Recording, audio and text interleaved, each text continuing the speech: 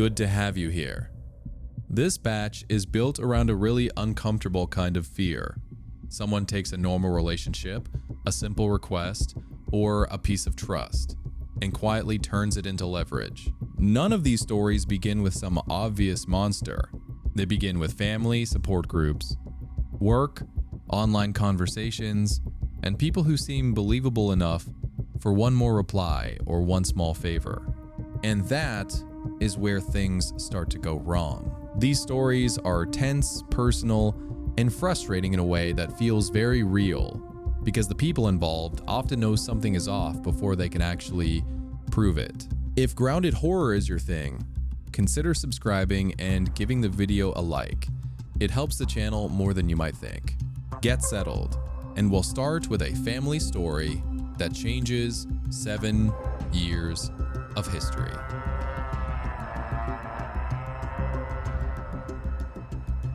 My brother didn't leave because of a fight with our mom. I found this out a few weeks ago, and I'm still trying to figure out what to do with it. For 7 years, everyone in our family had the same story about why my brother left at 18.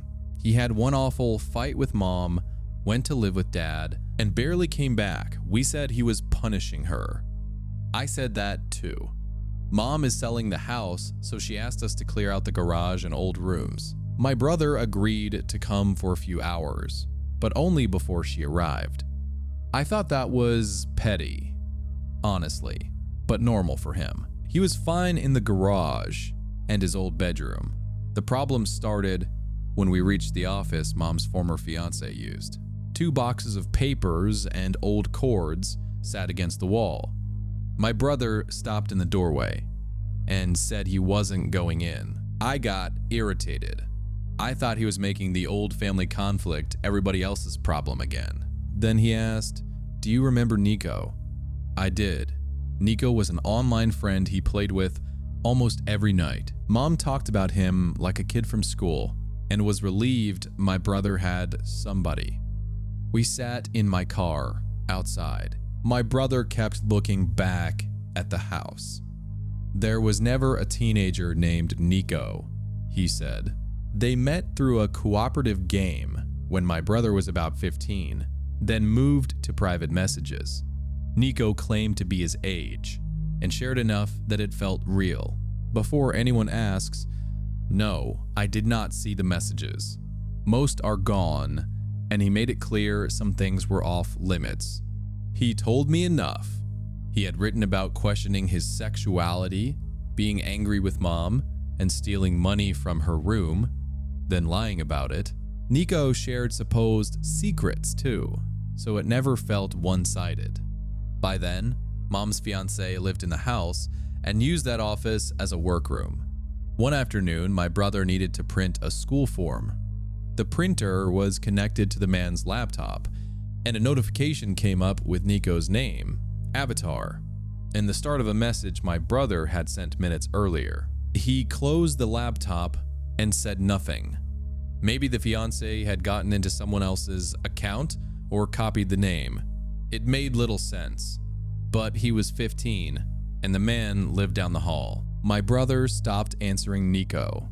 That evening, the fiance came into his room and repeated a phrase my brother had only written in the private chat. He never directly admitted anything. He just said it would be better not to involve mom or damage the family over a stupid game. That was around the time my brother started locking his door.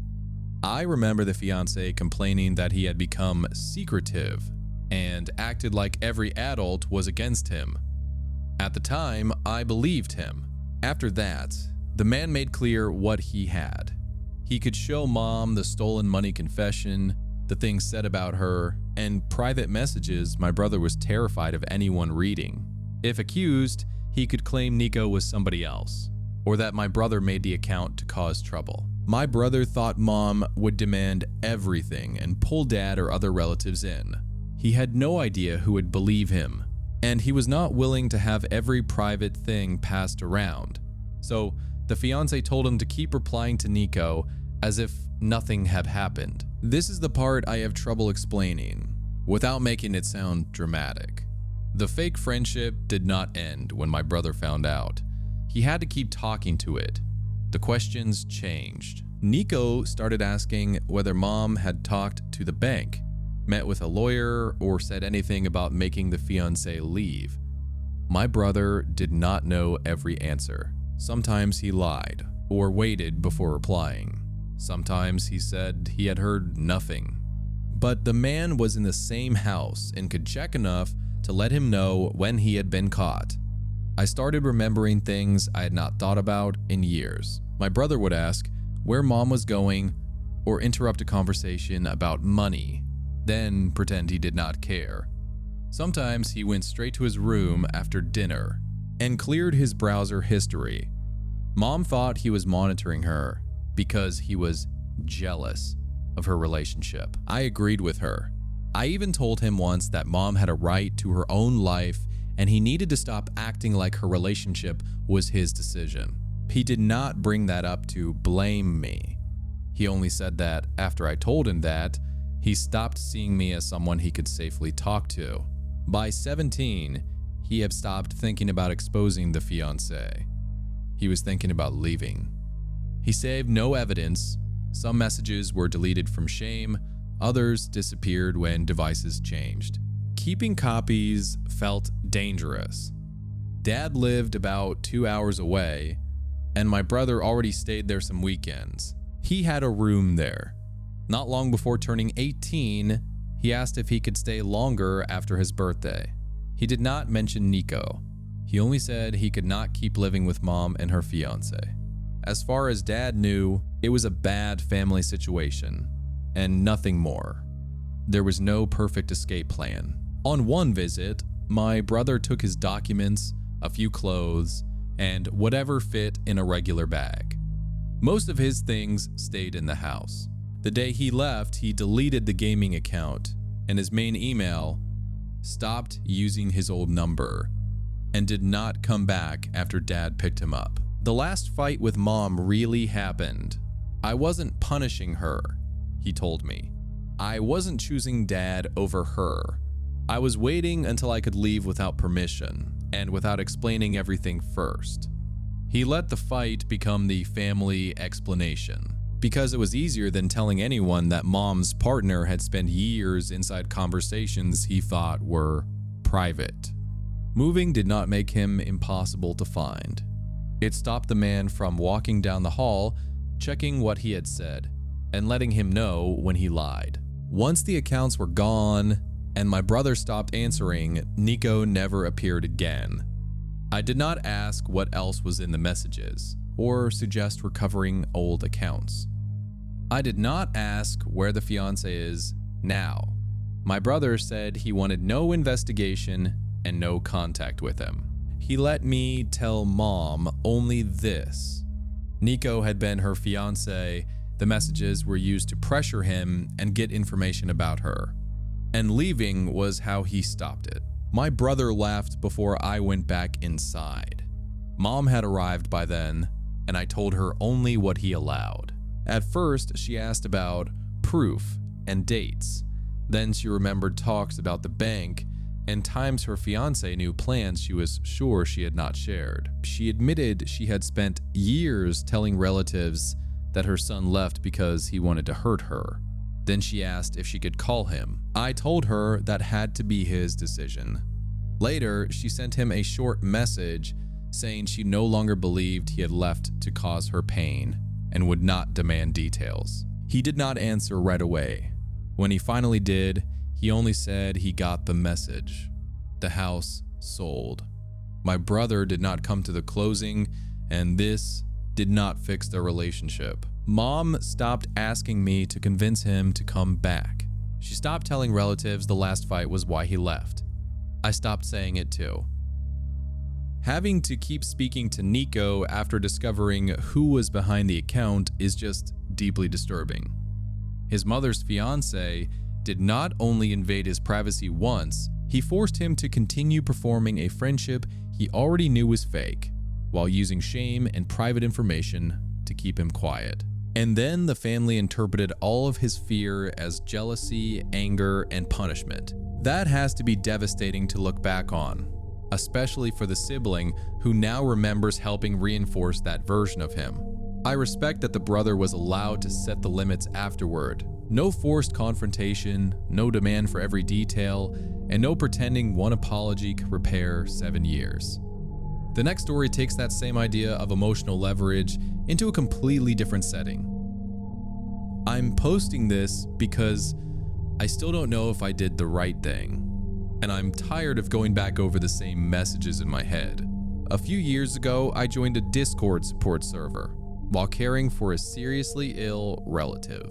There were maybe 100 regular users and a handful of volunteer mods. After my relative died, I stayed and eventually agreed to help moderate. Being a mod did not mean I could see anyone's private information. I could remove a post, restrict an account, or ban someone. I could not see an address or IP. If someone said they were in danger but would not tell me where they were, I had no way to send help. I worked odd hours and slept badly, so I was online after midnight. That's how I first ended up talking to him. He posted in the support channel about a relative who was sick and said he wasn't handling it well. I had been through something similar, so I answered him myself. Instead of pasting a resource link and moving on, he said he lived somewhere in the US, but never gave a state or city. After a few messages, he moved into my DMs. At first, he mostly thanked me. He said I was the first person who had answered him like a human being, instead of treating him like a problem to hand off. A few days later, he started saying I was the only person who understood him. That made me uncomfortable, but I tried not to overreact. Then he asked for my phone number so he could reach me outside Discord, especially at night. I said no. I told him I was a volunteer, not a therapist, and could not promise to be available whenever he needed someone. His next message said he had pills in front of him and no reason to stop himself anymore. I spent most of that night trying to get enough information to send somebody to him. I asked what state he was in, then tried for a city or a nearby hospital. He would not give me anything useful. I sent National Crisis Resources and told him to call emergency services, but he kept replying to me instead, usually after I promised I was still there. Near morning, he said he had calmed down and had not taken anything. I had no way to verify that. After that night, leaving one of his messages unanswered stopped feeling harmless. It felt like I might be making a decision I could never take back. He started acting as if we had some kind of agreement. He noticed when I came online. If I answered someone in the public channel before him, he asked why. He kept asking for my number. I tried setting hours for DMs. I told him I could not stay up with him every night and that he needed more support than one volunteer on Discord could give. Whenever I tried to set that limit, he said he wasn't sure he could keep himself safe without me. It did not repeat in exactly the same way. The first crisis kept me talking all night. The next ones appeared when I limited my availability. Then they started following things I did as a moderator. One night, I removed a post because it was much too graphic for the general channel. He DM'd me immediately and said deleting it proved I wanted him gone. Then he referred to doing what he had talked about before. I did not restore the post, but I stayed in DMs with him for several more hours.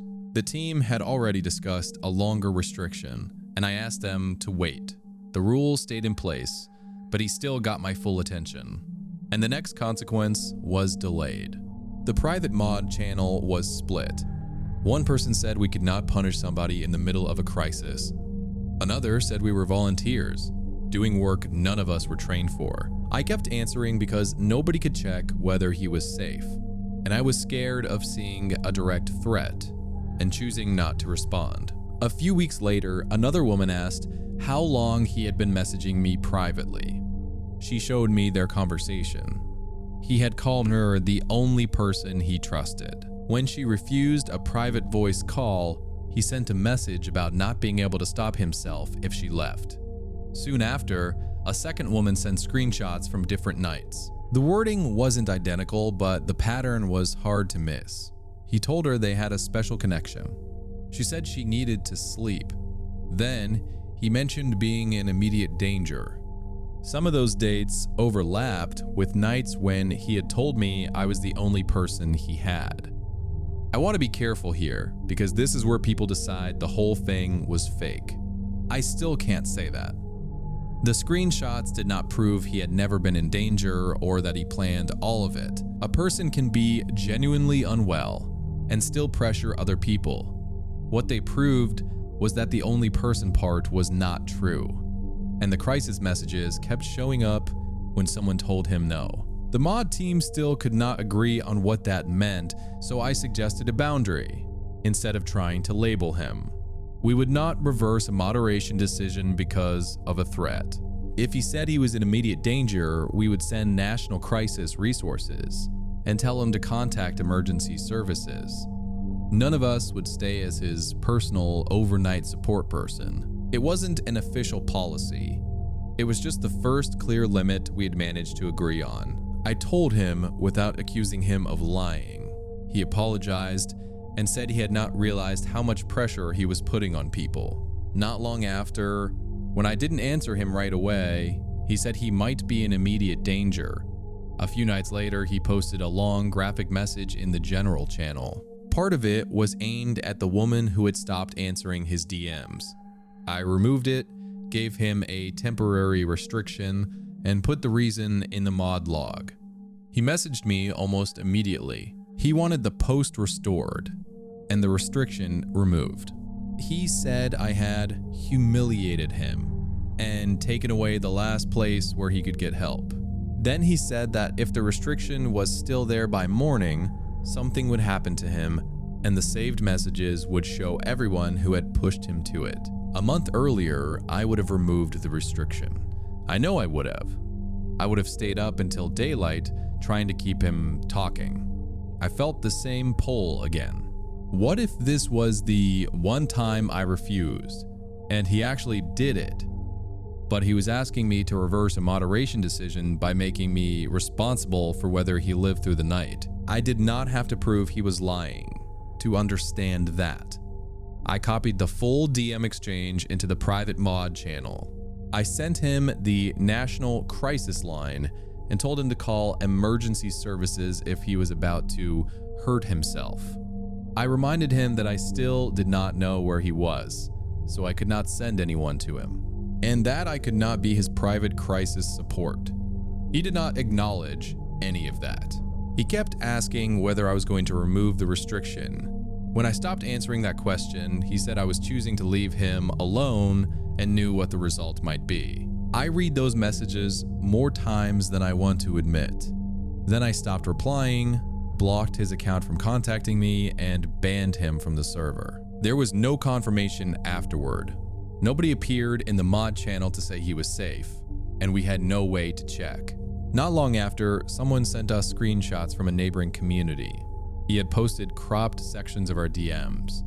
They showed him saying he was in crisis, me sending resources, and then the ban. They left out his demand that I undo the restriction, his refusal to give a location, and the similar messages to the other women. The argument spread into DMs and private mod channels. Some people said a support server had no right to ban someone who was saying he might die. Others said a volunteer moderator could not be forced to act as an all-night crisis service whenever a user objected to a boundary. We shared the full conversation privately, with the moderators reviewing the complaint. It changed some minds, but it did not answer whether the final threat had been real. One moderator left because of the conflict. I stayed a little longer because I did not want to dump the extra work on everyone else. But I started hesitating over normal moderation decisions. I would look at a graphic post or an argument and wonder whether removing it would end with someone telling me their life depended on me changing my mind. Eventually, I left the mod team too. His ban stayed in place, and I never opened contact with him again. I still don't know what happened to him after I blocked him. This is such a brutal position to put a volunteer in. The narrator could not verify his location, could not send help, and was still being told that every boundary might decide whether he survived the night. And the hardest part is that she never gets a clean answer about whether those threats were genuine. They may have been, but genuine suffering does not make it acceptable to pressure several people with the same "you are the only one" claim whenever they say no. I think the narrator made the only boundary she realistically could: send the proper resources, refuse to reverse moderation decisions, and stop being treated like a private emergency service. The uncertainty afterward is cruel, but it does not make her responsible for his choices. From there, we go to a door that almost opened. "Can you just open this door for me?" That was literally the whole thing. At first, a kid asking a staff member to let her out after a program ended. I work at a city arts center that runs evening programs for teenagers. I'm not security or anything. I was a program assistant, had been there less than a year, and mostly helped instructors and handled closing stuff. That night, I was locking up with a more experienced coworker. She was finishing paperwork in another part of the building while I checked the classrooms. Everyone was gone except one 16-year-old from the digital music club. I knew her a little, and I knew her mother by sight because I'd seen her pick her up through the main lobby a few times. That night, the girl wasn't in the lobby. She was standing by a service door in the side hallway. It opened onto a narrow drive, used mostly by staff and deliveries. From outside, you needed a key. From inside, you just pushed the bar. She pointed through the little window and said, "He parked over here, so can you just let me out this way?" There was a man standing near a car. The lighting was bad and he was far enough away that I couldn't have told you if he was 22 or 40. She said he was a family friend and her mom was stuck at work. And honestly, I almost opened it. I know people are going to say that should have sounded suspicious right away, but it didn't. Pickup plans changed. We were closing, I was tired, and she said it like everything had already been worked out. I put my hand on the bar. The only reason I stopped was that I didn't recognize the guy, so I asked his name. She looked through the window and gave me something that sounded like a username with numbers in it. I asked for his actual name, and she said that was what everybody called him. "Everybody where?" She hesitated, then said, "Discord. We're in the same music server." I took my hand off the bar. Discord itself wasn't the problem. A lot of the kids talked to people online about music or games. What bothered me was that she had called him a family friend when he was actually somebody she knew online, waiting outside a staff entrance after closing. As soon as she saw I wasn't opening it, she started explaining. They had known each other for months. He wasn't random. Then she said her mother knew him and had asked him to come because she couldn't leave work. She kept her phone turned toward her body. She looked embarrassed and annoyed, not scared. And I wondered if I was turning a family mix-up into something bigger. But if I opened that door based only on her word, whatever happened after that was partly on me. We kept parent numbers in the registration system, so I walked to the front desk computer and pulled up the contact on her form. She followed me, saying her mom was busy and probably wouldn't answer. She offered to call her herself, but I used the number the center already had. Her mother answered almost immediately. I said her daughter was still there and that a man was waiting at the side entrance, who she said had been sent to pick her up. Her mother sounded confused before I even finished. "What man?" I repeated the username because that was all I had. She had never heard it. She said she hadn't sent anyone, was still at work, and had been planning to come herself. Then she told me not to let her daughter leave through either door. We headed back toward the side hallway. The girl said her mom had probably forgotten their conversation. Then she changed it again and said the man wasn't there to drive her anywhere anyway. He only wanted to talk. I told her to step away from the door. "He's not forcing me to do anything," she said. I asked him to come. I said, "Your mom did not send him." She got angry and said her mother didn't get to decide who she could talk to. She wasn't screaming. She sounded like she thought I was being deliberately stupid. Her phone started vibrating. She kept the screen angled away and sent short replies. I heard, "I know." Then, "I'm trying." And finally, he called her. When I asked what he was saying, she read parts of it aloud, mostly because she was still trying to prove he wasn't dangerous. According to him, adults were making decisions for her again. I knew nothing about their relationship, and she had to prove she could choose for herself. She told me he wasn't much older than her. They had talked for months about music and problems at home, and he was the only person who listened without telling her to obey her mother. I didn't know what had happened between her and her mom, and I wasn't going to settle it in a hallway. Her mother had not sent him, and I was not opening that door. The man walked closer. Up close, I could tell he was an adult, but that was still about it. He knocked once on the glass, not hard, then pulled the outside handle. The door stayed locked. The girl stepped toward it and said she could explain it herself. I moved between her and the push bar, but I didn't touch her or take her phone. I called for my coworker. When she came down the hallway, I told her the girl's mother had not approved the pickup and that the man outside was someone she knew online. I said her mother was on the way and asked her to wait with us in the staff office. She accused me of making everything worse and said her mother was going to ruin everything now. We argued for another minute, but there wasn't anything else to decide. Eventually, she walked away from the door with both of us and went into the office. My coworker stayed with her while I called her mother back and told her where we were. Her mother said she was driving over. I told her the girl was still inside with us, and both exits were closed. The phone kept vibrating on the desk. We didn't take it from her or demand to see everything. She answered a few messages, then started reading parts aloud, because she still thought they proved we were wrong. He said she had asked him for help, and that we had no idea what home was like. If she gave in now, he told her, then she had never really meant all that stuff about wanting her own life. That was the part that got to me. Every time she hesitated, he found a way to make it her fault.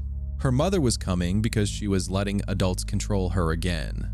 She couldn't get out because maybe she had only been wasting his time. My coworker stayed in the office while I went to an interior window facing the side drive. The man had gone back to his car, but he was still there checking his phone and looking toward the building. Neither of us went outside. This was not some brave confrontation. The door was locked, the girl was away from it, and her mother was coming. After several minutes, he got in the car. He sat there a little longer, then drove away. I watched until the car was gone, but I didn't follow him or try to get close enough to see a plate. Once the girl stopped going back to that door, he couldn't use one of us to open it for her. She wasn't relieved. She got angrier, then started crying because she was embarrassed. She said her mother would take away her internet and she'd probably never be allowed back at the music club. I couldn't tell her the man had definitely planned to hurt her because I didn't know that. I still don't. I only knew he had lied about her mother sending him and kept pushing after the meeting had been stopped. Her mother arrived through the main entrance about 20 minutes later. Their conversation was tense, but her mother wasn't surprised they had been fighting. She knew her daughter was unhappy and talked to people in online music communities. She just hadn't known about this particular man or that he was coming to the center. The girl kept insisting he had only wanted to help after another argument at home. To prove it, she opened their conversation and showed her mother a few messages. We were all still in the office, so I saw some of them too. Nothing there proved his real name or age. He called himself a young adult and kept telling her he was the only person who treated her seriously. If she said something angry about her mom, he backed her up. He had also offered to let her stay with him for a few days until things at home calmed down. We found out how he knew where to come. She had told him the name of the center and sent him a picture of the club schedule. He hadn't hacked anything or tracked her. She had given him the address and ending time herself. The messages didn't say where he lived or where he planned to take her. We still didn't even know who he really was. Her mother took her home that night. Later, she told the center that her daughter had deleted the Discord account and was too embarrassed to come back after we had seen the messages and part of their argument. I never saw the man again, and as far as I know, nobody at the center learned anything else about him. I keep going back to the first 30 seconds, when it still sounded like a normal pickup problem. My hand was already on the bar, and I had started to press it. My hand was already on the bar. That one detail carries the entire story for me. There was no dramatic warning, no obvious struggle, and no reason for the staff member to expect anything beyond a changed pickup plan. One basic follow-up question was the only thing separating that girl from an unknown adult waiting beside a car after closing. And even once the lie was exposed, he kept framing her hesitation as weakness and obedience, which says a lot about the kind of influence he already had. Maybe he never intended physical harm. We cannot know that, but he lied about the mother, concealed who he was, and kept pushing after the meeting was stopped. Refusing to open that door was not an overreaction. It was the only safe decision available. I do digital commissions for most of my income, mostly portraits and pets, that kind of thing. The client uploads references, I send a rough sketch, and once they approve it, they pay half before I start the finished piece. I'm explaining that because the obvious question is why I didn't just cancel when things got weird. I could cancel, but only if I refunded him immediately. Otherwise, he could dispute the order or get my account limited. That account is my job. I live alone, and I don't keep every deposit untouched until the art is done. Freelance money comes in whenever it comes in, and rent still has a date on it. It all ends up in the same account. The client wanted a waist-up portrait of himself after losing a lot of weight. It was for the anniversary of when he started dieting. His first references were normal, face shots and a couple of before and after photos. He cared a lot about his shoulders and body shape, but for that kind of portrait, that wasn't strange. I sent the sketch.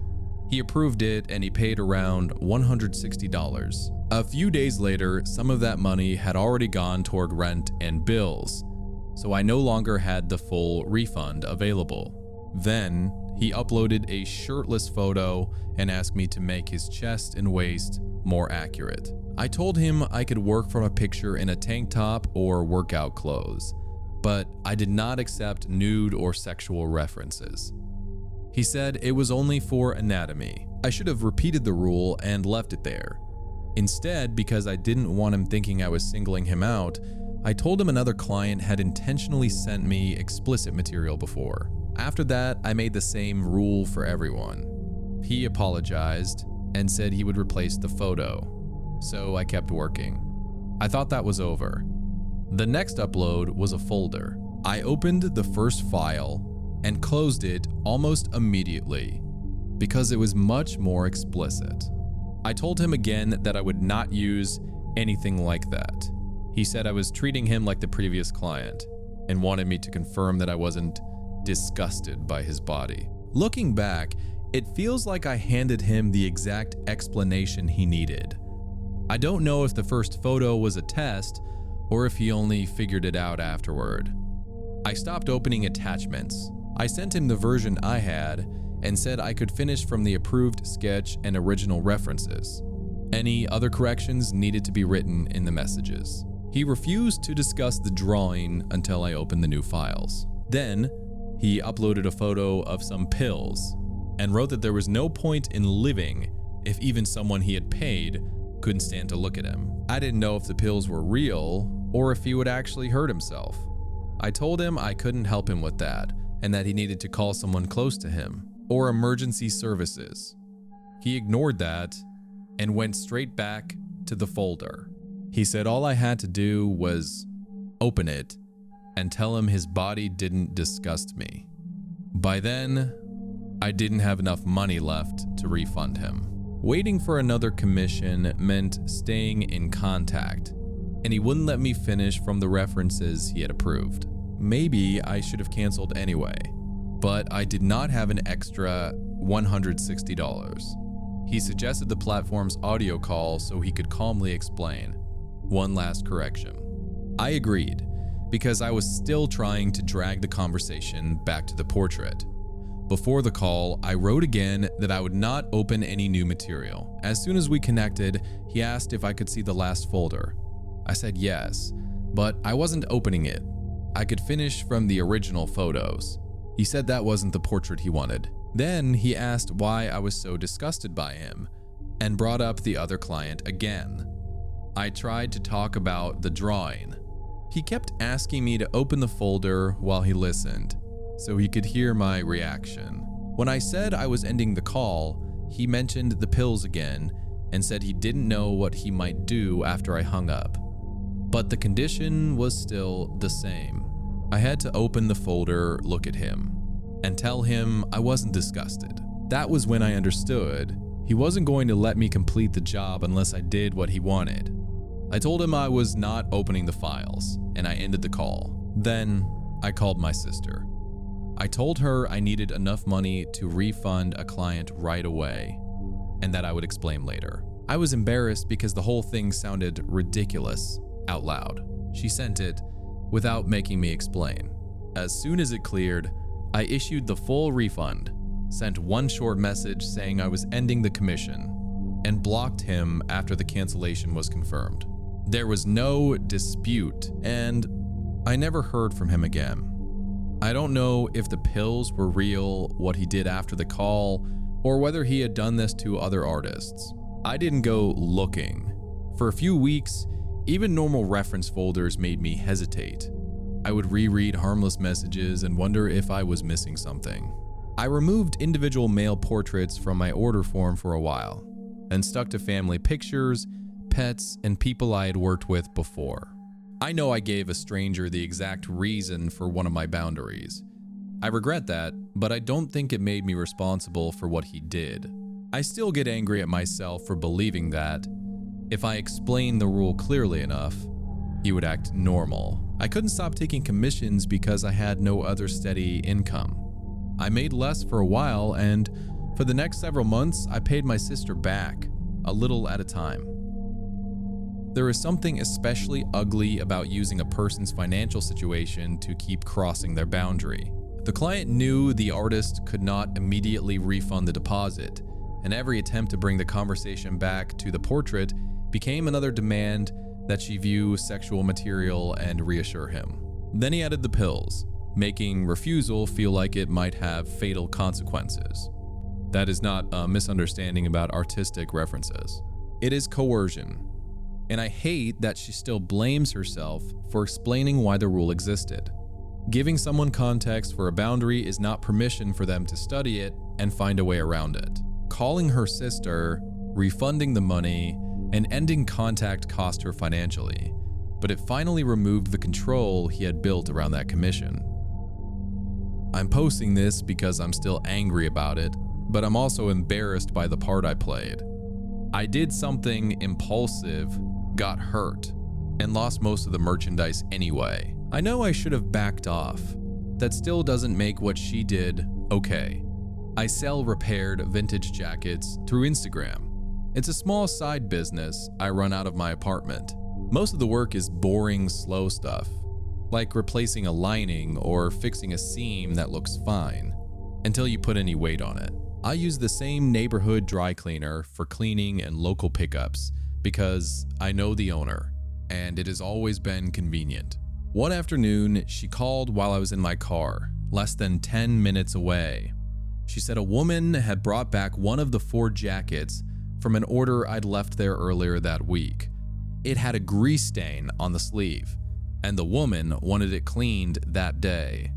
That didn't sound dangerous. It sounded like a customer had damaged something expensive and was hoping I wouldn't notice. I drove over because I wanted to see the stain myself. When I walked in, the jacket was spread across the counter. Brown suede, dark mark near the cuff. I knew it immediately because I had replaced the lining and repaired both underarms by hand. Then I looked at the woman standing beside it. She was my old roommate. For a second, I actually thought I had the wrong person, which is stupid because I knew exactly what she looked like. Then I saw the black garment bag by her feet. It was mine too.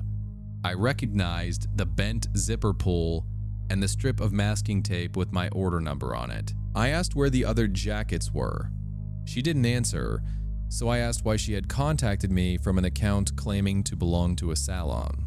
She just looked at me and said the account was hers, but the jackets weren't mine anymore. The account had been new, but not obviously fake.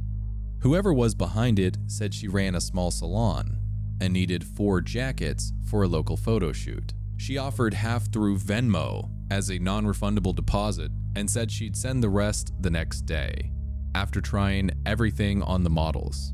I know how that sounds now. At the time though, I had done split payments with local stylists before.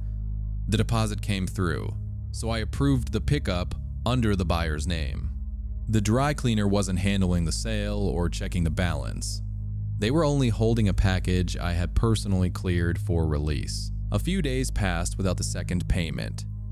I was already thinking I might have to chase the account when the owner called about the stain.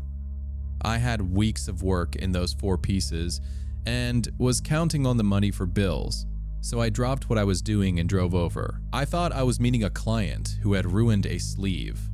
My old roommate said she didn't consider it stealing. Years earlier, when we moved out of an apartment together, our landlord kept most of the security deposit over a damaged door and some marks around the place. She blamed me.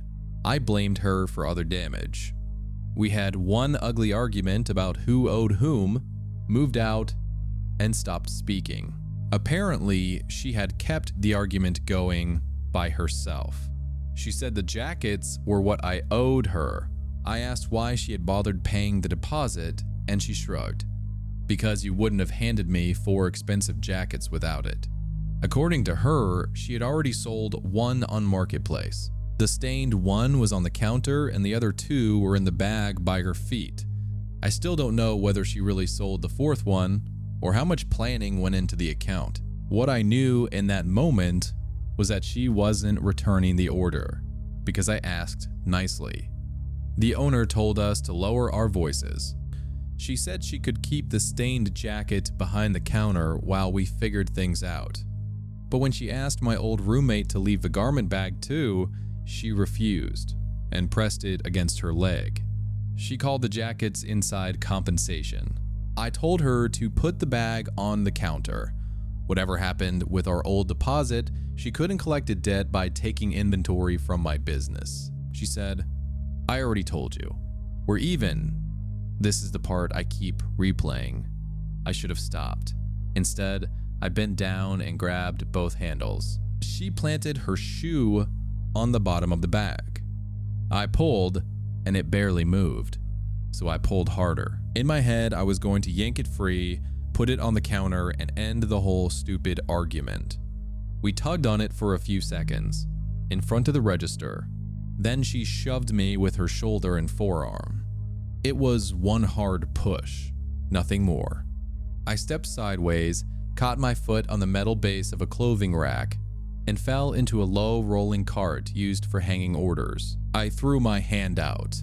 My palm hit the metal frame, and 2 fingers folded underneath me when my weight came down. I let go of the bag immediately. The pain was so sharp I couldn't tell whether I had cut my hand or crushed it. The owner came around the counter and crouched beside me, asking if I could move my fingers. My old roommate picked up the bag. She looked scared then, and that detail still bothers me. She didn't look sorry. She looked like she had just realized this had become more serious than she meant it to. She stared at my hand for a second, took the 2 jackets, and walked out. I couldn't get up fast enough to stop her. By then, I wasn't going to try. The owner kept the stained suede jacket and returned it later. It was the only one I got back. Urgent care confirmed 2 fractured fingers and braced my hand. For several weeks, even basic repair work hurt too much. I delayed orders, refunded some deposits, and stopped listing new pieces until I could use my hand properly again. I filed a report with the messages, the Venmo payment, and a statement from the owner. An officer later told me my old roommate was still describing it as a disagreement over an old debt. I don't know what the final result will be, and I never got fully reimbursed for the other 3 jackets. My hand eventually healed enough for me to start taking orders again. I still use the same dry cleaner, but now nothing leaves until it has been paid in full, and the name on the payment account has to match whoever shows up. I have not spoken to my old roommate since that day. The moment the old roommate looked scared but still picked up the bag and walked out says a lot. She understood that the situation had become serious. She saw the injured hand, knew the narrator could not stop her, and chose to take the jackets anyway. Yes, grabbing the bag was impulsive, and the narrator admits that. But none of that erases the fake account, the partial payment, or the decision to collect an imaginary debt by taking merchandise from someone's business. The consequences also went far beyond 3 missing jackets. Broken fingers meant delayed work, refunds, lost income, and weeks of pain. All of it came from an old argument that one person had apparently kept alive for years. The final story is quieter, but the damage spreads much farther than one room. I'm posting this because I still don't know what to do with it. Every time I explain it in person, it sounds like a dumb fake job story. It didn't feel dumb when it cost me hours at the first steady job I'd found in months. The hotel I worked at shut down at the end of winter. The owners had been cutting our schedules for months, so it wasn't a complete surprise, but we still only got a few days' notice. After that, I took whatever work came up, mostly banquet shifts and front desk coverage for people I knew. It kept gas in my car and food in the apartment, but one week I might get 30 hours, and the next I'd get 12. I started checking a local Facebook job group every morning. It was the kind of group where hotel workers, restaurant managers, cleaners, and small transportation companies posted hourly jobs. One listing was for remote reservation work. Nothing about it looked especially good or suspicious. The pay was normal, training was over the phone, and the job was mostly answering customers and changing bookings. The woman who posted it had a normal-looking profile. I know that means almost nothing, but it wasn't blank or newly made. She asked me to send a resume, the phone numbers of 2 former supervisors, and a short explanation of anything disciplinary that might come up during a reference check. That annoyed me. Still, I needed work, and employers ask nosy questions all the time. So I gave her the numbers for our old general manager and the shift supervisor who knew my work best. There was only one thing to disclose. Near the end of the late shift, I put the hotel's master key in the inside pocket of my work jacket and forgot it was there. In my message, I wrote that I had found the master key the next morning in the inside pocket of my work jacket. I drove it back before the next shift got busy and got written up. Fair enough. Nobody complained about a room, nothing was missing, and I kept working with keys after that. Several employees knew because the key had to be logged back in during shift change. Around that same period, I reported a coworker for changing hours on a timesheet, including mine. She was later fired. I'm mentioning that now because she came back into my mind later, not because I suspected her then. The woman called that afternoon. The interview was maybe 20 minutes, and painfully normal.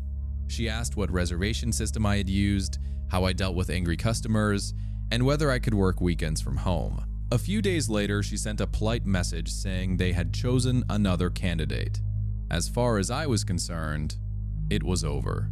I noticed later that the post was gone, and her profile no longer came up. Nothing had been taken from my bank account, and I hadn't sent her anything useful for identity theft. I figured the hiring process had just been a mess. That happens with hourly work. I stopped thinking about it. The only reason I still had the messages was that I almost never delete old Facebook conversations. A few weeks later, I got hired by a small transportation company.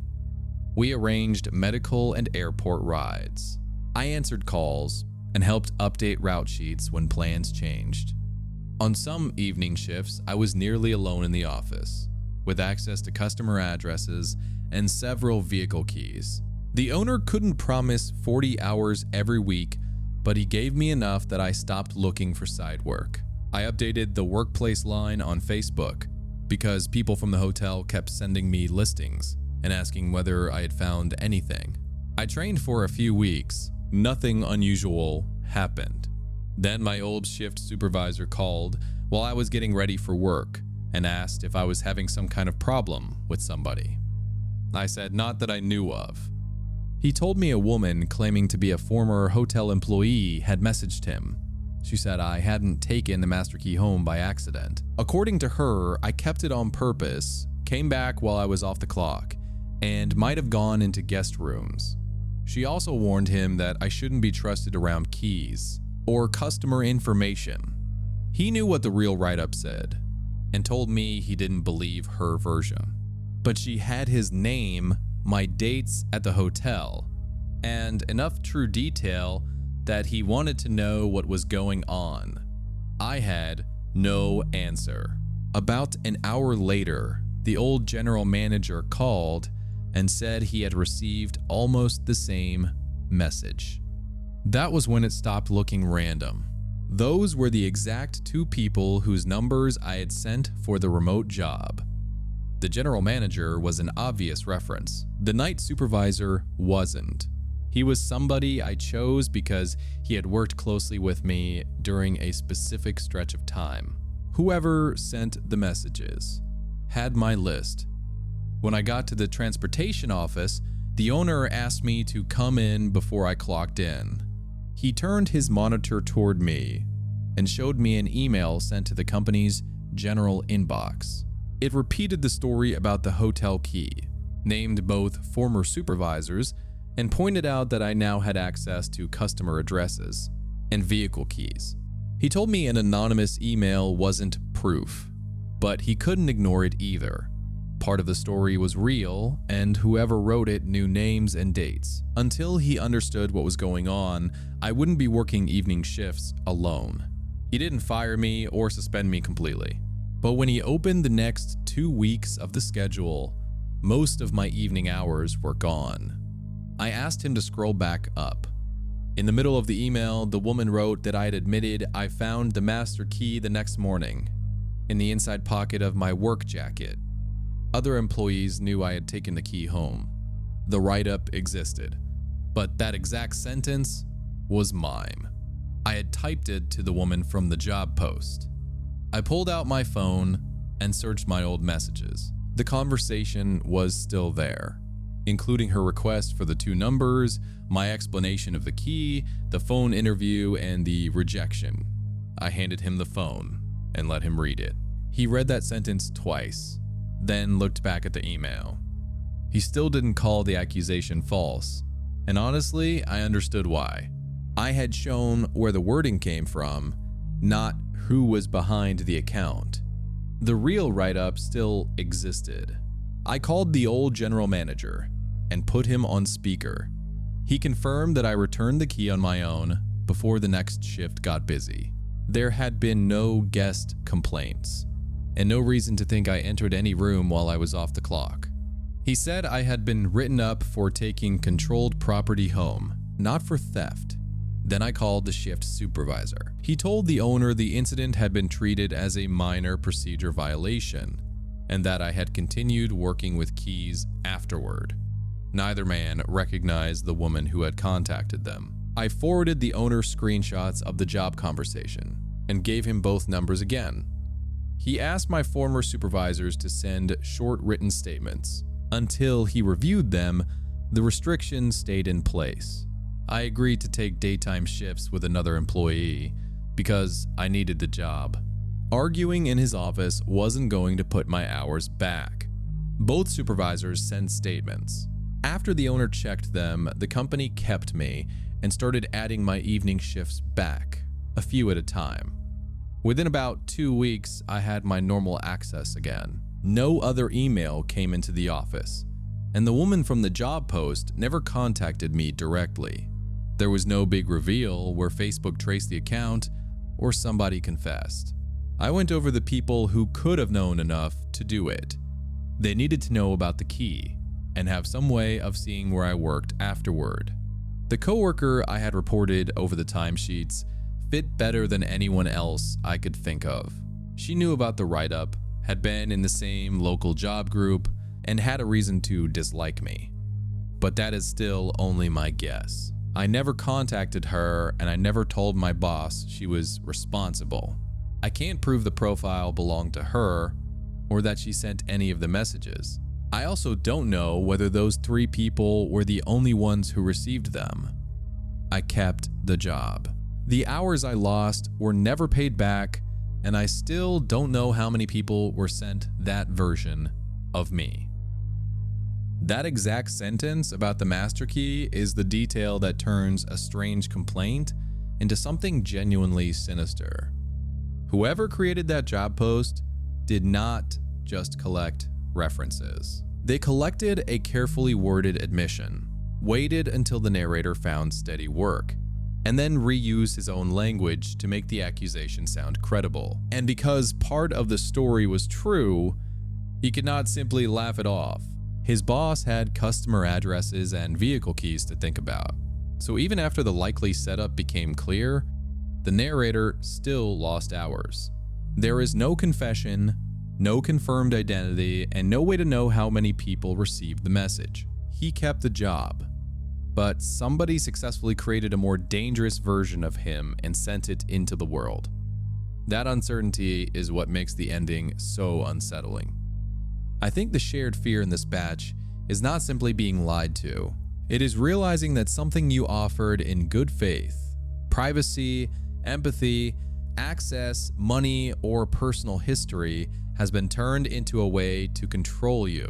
And in most of these stories, the victim could feel the pressure long before they had enough proof to explain it cleanly. That leaves a difficult question.